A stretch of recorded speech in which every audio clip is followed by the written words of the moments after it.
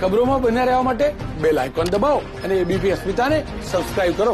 રાજકોટમાં રાત્રિ કર્ફ્યુના કારણે 30% ટ્રાન્સપોર્ટ વ્યવસાય ઠપ થઈ ગયો છે. આ બાબતે રાજકોટ ગુડ્સ ટ્રાન્સપોર્ટ એસોસિએશને જિલ્લા કલેક્ટરને લેખિત રજૂઆત કરી. ટ્રાન્સપોર્ટ વ્યવસાયને રાત્રિ કર્ફ્યુમાંથી મુક્તિ આપવાની માંગણી કરી. રાત્રિના 12 વાગ્યા સુધી મજૂરોને ઘરે પહોંચવાની મંજૂરી આપવાની ટ્રાન્સપોર્ટરોએ માંગ કરી છે. રાજકોટમાં સાંજે 5 વાગ્યા પછી બુકિંગ બંધ કરી દેવામાં આવે છે.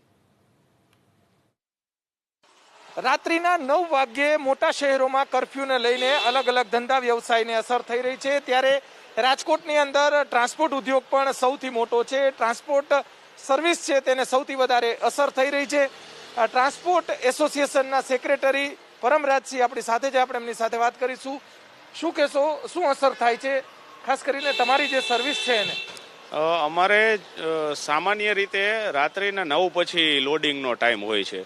સિટીની અંદર વાહનની પ્રવેશબંધી હોય એટલે સવારે આખા દિવસનો બુક કરેલો માલ રાત્રિના 9 પછી લોડ થતો હતો.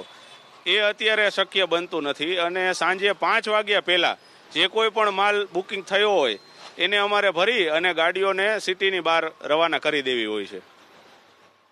કેટલી અસર થાય, જે ઉદ્યોગ તમારો જે વ્યવસાય છે એમાં કેટલી અસર થાય? ટ્રાન્સપોર્ટરોને ખાસ કરીને ટ્રક માલિકોને શું અસર થાય? અત્યારે લગભગ 30% જેટલો અમારો બિઝનેસ જે પ્રાઇવેટ અને નાના વાહનોમાં છે વયો ગયો છે કર્ફ્યુને લઈને.